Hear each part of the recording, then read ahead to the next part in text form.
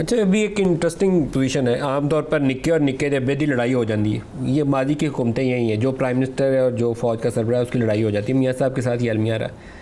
ابھی بظاہر تاثر یہ ہے کہ پرائم منسٹر اور آرمی چیف جو ہیں وہ اکٹھے چل رہے ہیں اور بہت سارے ایشوز پہ مل کے آگے بڑھ رہے ہیں، تو آپ کو لگتا نہیں ہے یہ ایک مثبت؟ میں نہیں سمجھتا ندیم صاحب کہ ملک اس حد تک ڈوب رہا ہو اور اتنا ایک ملک کا ذمہ دار ادارہ اس کا احساس نہ کر رہا ہو۔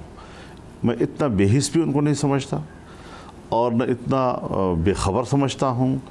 وہ احساس بھی رکھتے ہیں، وہ باخبر بھی ہیں سارے صورتحال سے۔ اس کو عام آدمی کے کرب کا جو علم شاید مجھے اور آپ کو نہ ہو جتنا ان کو ہوتا ہے۔ ان کی انٹیلیجنسیا بہت مضبوط ہے، محلے محلے گاؤں گاؤں کی صورتحال، پبلک کا رسپانس جو بھی ہے، اور ملک کی جو ہر ادارے کی صورتحال ہے جتنا وہ جانتے ہیں شاید ہم اور آپ نہ جانتے ہوں۔ لیکن یہ تو اب نہیں ہو سکتا کہ اس زمینی حقیقت پر کوئی آنکھیں بند کر سکے۔ تو وہ جو قرآن کریم کہتا ہے نا کل علی مولا، کہ ایک ایسا غلام جو اپنے آقا کے اوپر بوجھ بن جائے، جی شاید اب وہ کیفیت پیدا ہو گئی ہے۔ رابطہ ہے آپ کا اسٹیبلشمنٹ سے؟ میرا تو کوئی ایسا رابطہ نہیں ہے کہ میں براہ راست ان کی سوچ معلوم کر کے آپ کو بتا سکوں۔ جی